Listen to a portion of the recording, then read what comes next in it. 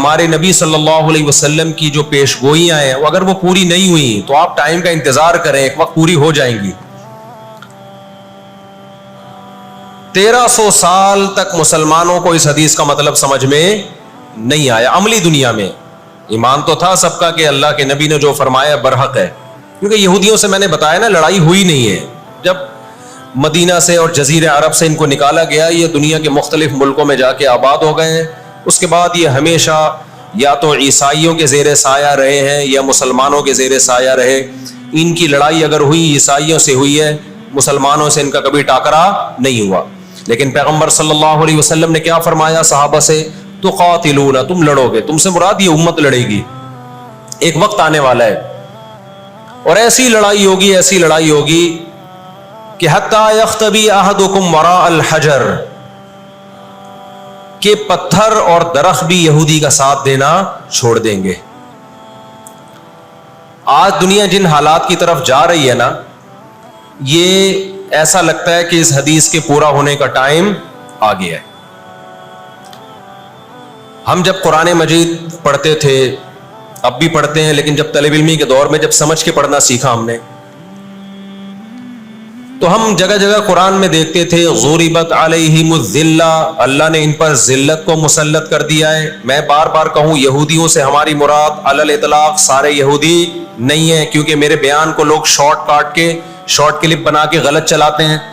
ابھی میرا ایک بیان کسی نے چلایا، میں بیان میں کہہ رہا ہوں کہ عورت اور مردوں کی نماز میں جو فرق ہے کسی حدیث سے اگر ثابت نہیں ہے تو یہ بھی تو حدیث سے ثابت نہیں ہے کہ عورتیں صفا مروہ میں چلیں گی، دوڑیں گی نہیں۔ یہ بھی تو حدیث سے ثابت نہیں ہے کہ عورتیں آہستہ لبیک کہیں گی۔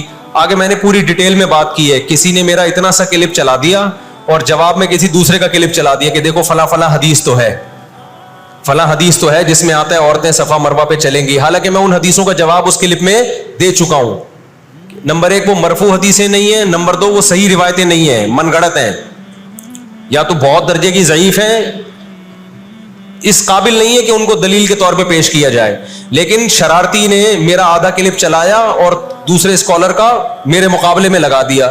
نیچے لوگ کہہ رہے ہیں مفتی کو حدیثوں کا نہیں پتا اور ان صاحب کو حدیثوں کا پتا ہے۔ تو آپ کر لیں جو مرضی کرنا ہے، قیامت میں اللہ حساب و کتاب لے لے گا۔ تو میرے کلپ لوگ ادھورے چلاتے ہیں۔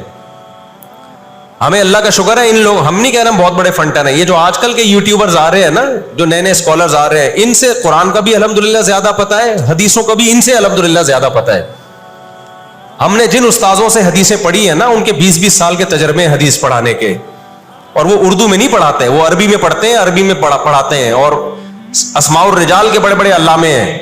سمجھتے ہو کہ نہیں سمجھتے؟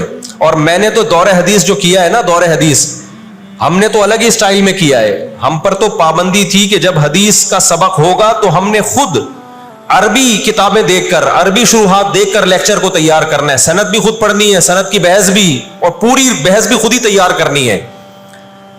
تو اس سٹائل میں جب انسان حدیث پڑھتا ہے تو اس کی استعداد اور زیادہ بڑھ جاتی ہے۔ آج کل کے جو نئے نئے اسکالر آ رہے ہیں، ان سے کہو کہ بغیر زبر زیر پیش کے نا حدیث کی ایک سند پڑھ کے دکھا دیں، مفہوم تو اگلی چیز ہے۔ تبھی ہم کہتے ہیں سامنے بیٹھ کے جو مسائل حل ہوتے ہیں نا، وہ یوٹیوب پہ کلپ بازیوں سے نہیں ہوتے، ان سامنے بیٹھتے نہیں ہیں لوگ۔ میرے 3 دنیا میں مناظرے ہوئے ہیں، 3، اور تینوں میں الحمدللہ اللہ نے مجھے فتح دی ہے۔ ابھی چونکہ موضوع اسرائیل کا چل رہا ہے، یہ مناظروں کی بحث کرنا مناسب نہیں ہے، وہ میں پھر کسی اور وقت بتاؤں گا۔ لیکن مناظرے کچھ اصول اور ضابطے کے تحت ہوتے ہیں تو ہوگا، بغیر ضابطوں کے کوئی بھی آ کے بیٹھ کے مرغوں کی طرح لڑنا شروع کر دے، اس کو بحث مباحثہ نہیں کہتے، اس کو مرغوں کی لڑائی کہتے ہیں۔ تو مرغوں کی لڑائی میں ہم اپنے آپ کو نہیں دھکیلتے، ہم ٹرم اینڈ کنڈیشن فکس کر کے بات کرنے پر آمادہ ہوتے ہیں۔ سمجھتا ہے کہ نہیں سمجھتا؟ تو 3 ہوئے میرے، پھر کبھی بتاؤں گا انشاءاللہ۔ ابھی تو یہ اسرائیل کا ٹاپک زیادہ اہم ہے ان جھگڑوں سے جو آج کل کے اسکالرز کے چل رہے ہیں۔ تو بار بار میں کہتا ہوں، میرا کلپ ادھورا چلاتے ہیں نا، تو کوئی یہودیوں کے خلاف نہ چلائے، سارے یہودی ایک جیسے نہیں ہیں، ہم اسرائیل کے اگینسٹ ہیں، تو ہماری جو لڑائی ہوگی اسرائیل سے ہوگی۔ حدیث میں جس یہودی سے لڑائی کا ذکر ہے، اس سے مراد بھی کون سے یہودی ہیں؟ یہ فتنہ پرست اور شر پسند یہودی ہیں جو اسرائیل پہ غاصبانہ قبضہ، فلسطین پہ جنہوں نے غاصبانہ قبضہ کیا ہوا ہے۔ سمجھتے ہو کہ نہیں سمجھتے؟ تو آپ صلی اللہ علیہ وسلم نے فرمایا کہ تقاتلون الیہود، تمہاری جنگ کس سے ہوگی؟ یہود سے ہوگی۔ دجال کس کا سپورٹر ہوگا؟ بولتے کیوں نہیں؟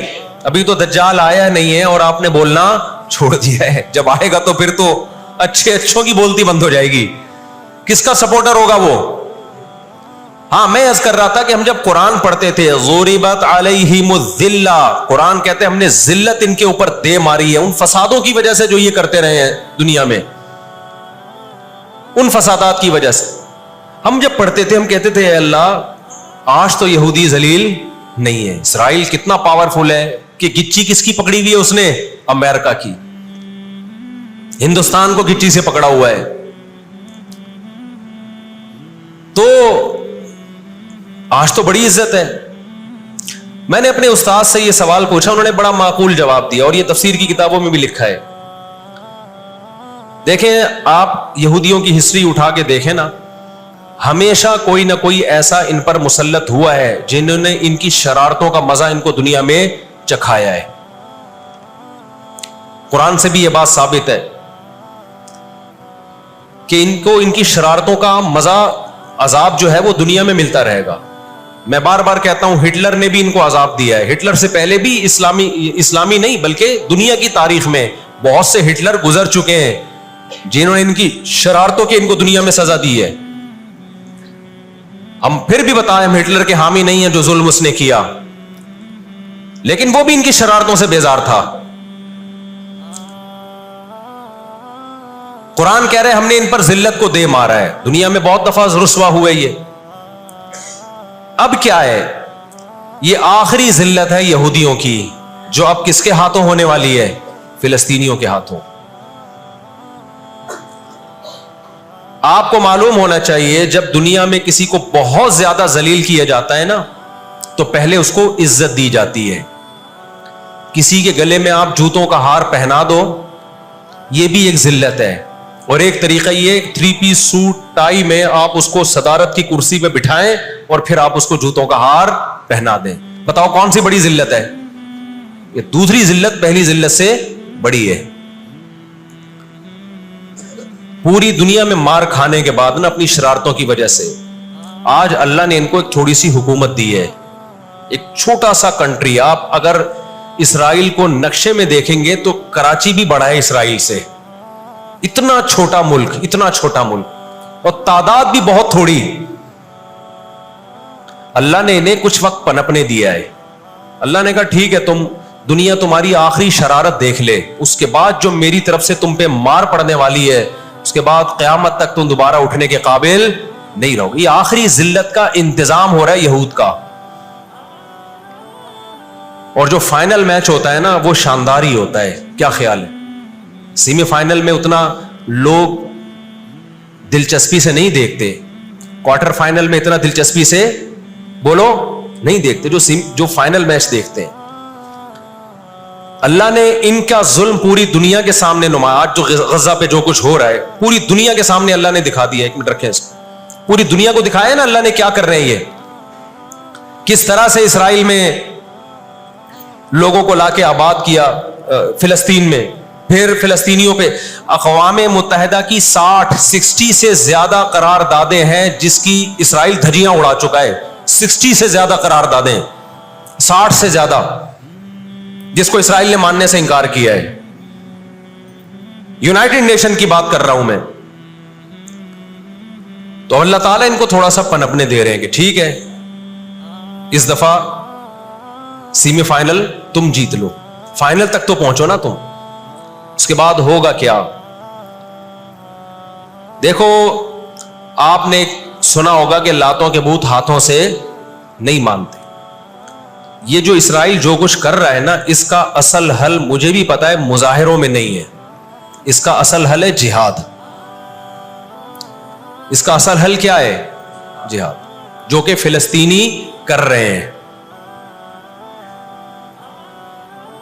میں نے جب لوگوں کو یہ کہا نا کہ اپنے ملک میں پرامن مظاہرے کرو، لوگوں نے کہا لو پرامن مظاہروں میں لگا کے لوگوں کی صلاحیتیں خراب کر رہے ہیں. ہم آپ کو جہاد سے نہیں روکتے، لیکن آپ جہاد اپنے ملک میں کرو گے توڑ پھوڑ کر کے،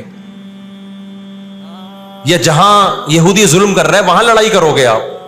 تو یہ عجیب منطق نہیں ہے کہ ظلم وہاں ہو رہا ہے آپ نے اپنے ملک میں توڑ پھوڑ کرنا شروع کر دی. تو اس سے یہودی ناراض ہوگا یا خوش ہوگا؟ وہ تو کہے گا اور اچھا ہے بم دھماکے کرو یار, پرامن نہیں, بہت بموں کے ساتھ, کلاشن کوفوں کے ساتھ اپنی کنٹری میں مظاہرے کرو, ہمیں آ کے چھڑو یہاں پہ. ہم جہاد کے منکر نہیں ہیں, آپ سے زیادہ الحمدللہ جہاد کو مانتے ہیں. لیکن آپ اگر یو کے میں, کینیڈا میں, پاکستان میں, سعودی عرب میں توڑ پھوڑ والے مظاہرے شروع کر دو گے, چاہے غیر مسلم کنٹریز میں بھی, خدا کی قسم اس سے اسرائیل کو جو بھی نہیں دیں گے گی. تو اس وقت آپ جوش سے زیادہ ہوش سے کام لیں. جوشیلی تقریریں کرنے والے بہت ہیں مارکیٹ میں, ابھی نعرے بھی یہاں لگ رہے ہیں, ہم یہ کر دیں گے, ہم وہ کر دیں گے. ان سے پوچھو کیسے کرو گے؟ شام کو گھر پہ جا کے گٹکا کھا کے سو جاتے ہیں وہ. جوشیلی تقریریں کرنے والے, میں مانتا ہوں جہاد ہی ہوگا, لیکن ہوگا کس سرزمین پہ؟ جہاں یہودی لڑ رہا ہے وہیں لڑا جائے گا. میدان جنگ متعین کیا جاتا ہے لڑائی کے لیے.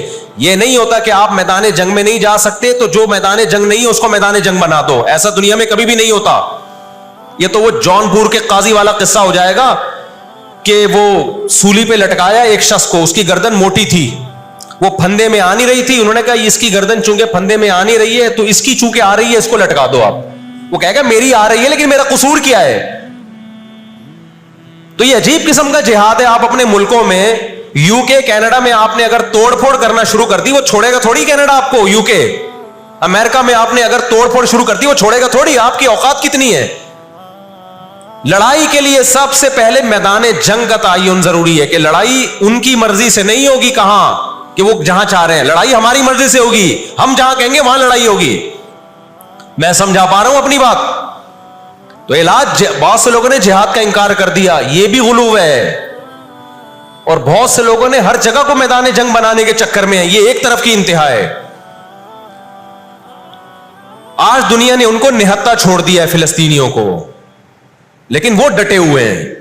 آپ ان کی مدد کر سکتے ہو جہاد کے ذریعے, ضرور کرو. کس نے منع کیا ہے آپ کو؟ اور اگر آپ ان کے ساتھ مل کے جہاد نہیں کر سکتے, نہیں جا سکتے وہاں پہ, تو آپ پھر ان کو جو سپورٹ کر سکتے ہو, آپ راشن پانی پہنچا سکتے ہو تو وہ پہنچاؤ.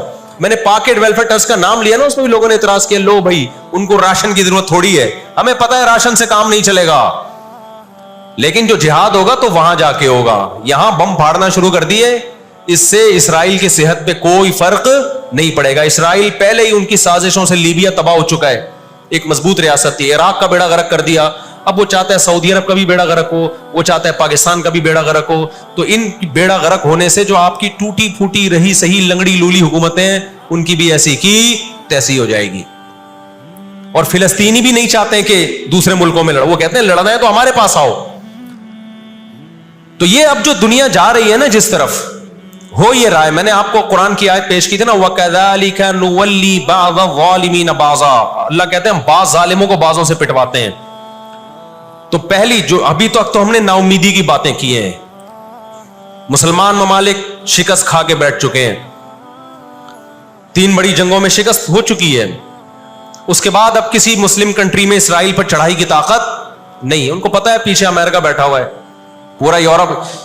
رشیا نے یوکرائن جیسے اتنے سے کنٹری پہ حملہ کیا. آپ نقشے میں دیکھیں, یوکرائن اتنا سا ہے, رشیا کیا ہے, یوں اگر وہ پاؤں بھی رکھ دینا تو کچل دے. لیکن جیت گیا کیا وہ جنگ؟ بولتے کیوں نہیں؟ کیوں؟ یوکرائن اتنا سا ہے مگر اس کے پیچھے کون ہے؟ پورا یورپ ہے, پورا یورپ اس کے پیچھے. یہ جنگ طول پکڑتی جا رہی ہے. رشیا اب تک یوکرائن کو کنٹرول میں نہیں لے سکتا. اور مجھے تو ایسا لگتا ہے, میں کوئی یقینی رپورٹ نہیں ہے, شاید اس جنگ کے پیچھے بھی اسرائیل کی سازش ہو. ان کو پتا تھا کہ ایک ہمارا دشمن ہے سوویت یونین, روس. جب 1956 میں جنگ ہوئی ہے نا, برطانیہ, فرانس اور اسرائیل نے مل کے حملہ کیا تھا مصر پہ, تو دھمکی کس نے دی تھی؟ روس کی دھمکی سے پیچھے ہٹے. روس نے کہا تھا نیوکلیئر اٹیک کروں گا میں, تو پیچھے ہٹ گئے. روس مسلمانوں کی خیر خواہی میں نہیں کر رہا تھا. روس کو یہ تھا کہ جب دنیا کا باپ میں بننا چاہتا ہوں تو تم دنیا کے باپ بننے کی کوشش کیوں کر رہے ہو؟ اگر یہ باپ